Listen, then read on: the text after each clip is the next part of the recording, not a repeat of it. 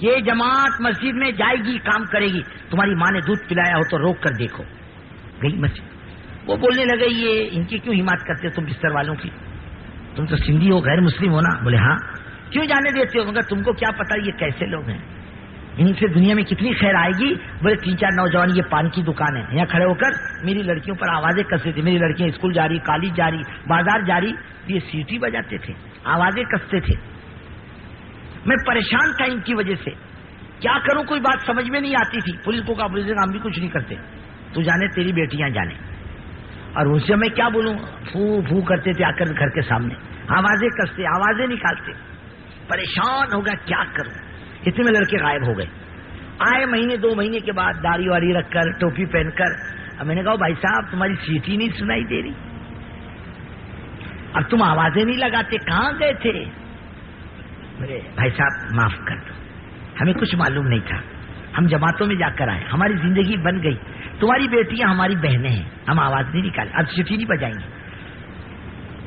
یہ ہماری عزت ان سے محفوظ رہی، ہماری عزت کا کوئی خطرہ نہیں. 2 بیچ میں ندی، ادھر ایک مسلم دیہات، ایک غیر مسلم دیہات. اب مسلمانوں کو جب بھی موقع ملے، مرغا غائب، مرغی غائب، کبھی بندی غائب، گائے غائب، کبھی بکری غائب، کبھی بکرا غائب، کبھی جواری کے بھٹے غائب. اب کیا کریں، پریشان. ہاں یہ کچھ کم نہیں رہتا. ہمارے محلے میں ایک بڈھی تھی، مر گئی، ہاتھ میں تسبیح لے کے بیٹھتی تھی، سبحان اللہ سارے محلے کو گالیاں دیتی تھی. ارے وہ تو محلے کو گالیاں دیتی، کون بولتا سبحان اللہ سبحان اللہ. پھر وہ گیا کہ پھر گالی شروع. ہم جھگڑا نہ کریں تو ہمارا کھانا ہضم نہیں ہوتا. پریشان ہو گئے کیا کرنا، کچھ سمجھ میں نہیں آتا. بستی بھی چھوڑ کے نہیں جا سکتے. تھوڑے دن کے بعد ان کا چوری کرنا بند ہو گیا. جب تھوڑے دن ہو گئے تو انہوں نے سوچا مسلمان کوئی بڑے پلان میں دکھتا بابا، ابھی تک مرغی نہیں گئی، بکرا نہیں گیا، ایک دم حملہ کرنے کا ارادہ ہے ان کا، ذرا چوکنے رہو. کوئی نہیں آیا. ارے کیا ہوا؟ تو جماعت وہاں سے گزر رہی تھی، ٹھہر گئی. 2-4 نوجوانوں کو اٹھا کے لے گئی جماعت میں. وہ بن کیا، انہوں نے دوسروں کو بھیجا، انہوں نے تیسروں کو بھیجا کہ نہیں چوری اچھی چیز نہیں ہے، اب ہم چوری نہیں کریں گے. چوری چھوڑ دی. اب جب چوری چھوڑ دی تو ان کو امن ملا نہیں ملا. جب جماعتیں ان غیر مسلم کی بستیوں سے گزرتی ہیں، عورتیں دامن پسار کے کہتی ہیں تم امن سے رہو. کوئی چڑیا دانے کا تھیلی نہیں لاتی اور کوئی بھینس گھاس کا گٹھا لے کر نہیں آتی. ہر ایک سمجھتا ہے جس مالک نے آج دیا وہ مالک کل بھی دے گا. روزی کا مالک اللہ ہے. اللہ کے رسول صلی اللہ علیہ وسلم کا ارشاد ہے، فرماتے ہیں کہ آدمی پرندوں جیسا یقین بنا لے. پرندوں کا یقین کیسا؟ فرمایا جس مالک نے آج دیا وہ کل دے گا. فرمایا ایسا یقین بنا لو اللہ 7 زمین آسمان کو تمہاری روزی پر مقرر کرے گا. یقین بننے کے بعد یقین بنے گا اللہ رازق ہے، اور روزی زمین پر نہیں کسی کے آسمانوں پر ہے. روزی اللہ اتارتے ہیں. اور فی السماء رزقکم وما توعدون، جس روزی کا وعدہ اللہ نے تم سے کیا وہ آسمانوں میں زمین پر نہیں. ہم سے معاملہ کرو، روزی ہم دیں گے.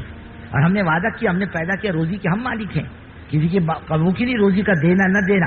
ہم بند کر دے کون دے سکتا ہے؟ ہم دینے پر آئے تو کون روک سکتا ہے؟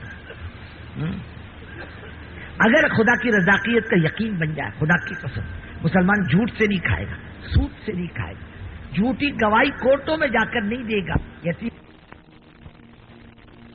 روک سکتا ہے. اگر خدا کی رضاقیت کا یقین بن جائے، خدا کی قسم مسلمان جھوٹ سے نہیں کھائے گا، سود سے نہیں کھائے گا، جھوٹی گواہی کورٹوں میں جا کر نہیں دے گا، یتیم اور بیواؤں کا ناحق کا مال نہیں کھائے گا، مسجد اور مدرسے کا ناحق کا مال نہیں کھائے گا، باپ مر جانے کے بعد بھائی بہنوں کا حق نہیں دبائے گا، جس کا حق اس کو دے دے گا. میں اپنے روزی کو گندا کیوں کروں؟ خدا ہر ایک کی روزی آسمان سے پاک اتارتا ہے. لینے والے کا برتن گندا ہوتا ہے، دینے والا روزی گندی نہیں دیتا. اس کو یاد رکھو. 2 پیسے کے لیے، دو لقمے کے لیے دین مت بیچو، ایمان مت بیچو. دکان پہ بیٹھ کر کے 2 پیسے کے لیے جھوٹ مت بولو. صاف ستھرا ایمانداری کا سودا. ہم بازار میں بیٹھ کے بیپار نہیں کرتے، دین بیچتے ہیں، ایمان بیچتے ہیں، عزت آبرو بیچتے ہیں، خدمت نہیں بیچتے. روزی تو اللہ دیتے ہیں، پھر جھوٹ بولنے کی کیا ضرورت ہے؟ حرام رشوت کھانے کی کیا ضرورت ہے؟ اللہ کی مخلوق پر ظلم کرنے کی کیا ضرورت ہے؟ ارے کتنا کھائے گا, کتنا کمائے گا, رشوت سے کتنا لے گا, سود سے کتنا لے گا, اور جھوٹ سے کتنا لے گا, اور کب تک کھائے گا؟ ایک دن موت آئے گی نہیں آئے گی؟ خدا کے سامنے نہیں جانا ہے. رزاقیت کا یقین بن جائے اللہ تعالیٰ کا. بزرگوں دوستوں, آدمی امانت دار ہے. حضرت عبداللہ ابن عمر رضی اللہ تعالیٰ عنہ بیٹھے ہوئے دوستوں کے ساتھ ایک چرواہے کو دیکھا بکریاں لے کے جا رہا. انہوں نے, وہ بھائی صاحب ادھر آ جاؤ, ادھر آؤ, کھانا کھاؤ. نہیں میرا روزہ ہے. اتنی گرمی کا روزہ؟ انہوں نے کہا اتنی گرمی کا روزہ. کہا اچھا بکری بیچ, اس کو آزمانے کے لیے بکری بیچ, آدھا گوشت دیں گے اور پوری رقم دیں گے. کہنے کا نہیں, بکری مالک کی ہے, میری نہیں ہے. ارے کہا مالک کو سمجھا دینا, بھیڑیا لے گیا. اب وہ غریب چرواہا کہہ رہا ٹھیک ہے, مالک مطمئن ہو جائے گا, اللہ کہاں چلا جائے. حضرت عمر رات کو گشت کر رہے, چھت کر ایک مکان کی دیوار سے بیٹھ گئے. اندر سے ماں بیٹی کی آواز آ رہی. بیٹی اماں کہہ رہی ہے بیٹی دودھ میں پانی ملا. بیٹی کہہ رہی اماں حضرت عمر کا اعلان نہیں سنا, دودھ میں کوئی پانی نہ ملائے. ارے کہا بیٹی عمر کہاں دیکھتے تیرے کو, رات کو آ کر کہاں دیکھتے ہیں؟ کہا اماں عمر تو نہیں دیکھتے, اللہ تو دیکھتا ہے. چار دیواری کی, نہ کوئی ڈگری اس لڑکی کے پاس, نہ پڑھی لکھی وہ عورت, لیکن اللہ کا یقین ایسا. چار دیواری کی بہو بیٹی کہہ رہی اللہ تو دیکھ رہا. حضرت عمر نے ماں بیٹی کی بات سنی. آپ آئے گھر میں, اور گھر میں آ کر کہنے لگے بیٹو میری عمر نہیں ہے شادی کی, تم میں سے کوئی اس لڑکی سے نکاح کر لے. میرا ایمان ہے اس بات پر اللہ تعالیٰ اس لڑکی کے نسل سے کوئی نیک انسان پیدا کرے گا. ان کے لڑکے نے اس لڑکی سے نکاح کیا. وہ لڑکی کو اللہ نے ایک لڑکی دی, اور وہ لڑکی کا نکاح شاہی خاندان بنو امیہ میں ہوا, جو آگے چل کر وہ لڑکی حضرت عمر ابن عبدالعزیز رضی اللہ تعالیٰ عنہ کی ماں بنی, جنہوں نے علماء فرماتے ہیں خلافت کو نئے سرے سے دنیا میں زندہ کر دیا تھا. دنیا میں امن لایا تھا, چین لایا تھا, سکون لایا تھا, اور اتنا امن آیا تھا دنیا میں بزرگوں دوستوں کہ بھیڑیا بکری ایک گھاٹ پر پانی پیتے اور بھیڑیا بکری نہیں پکڑتا.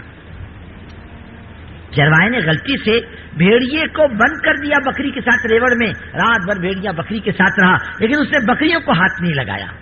اتنا امن آیا تھا.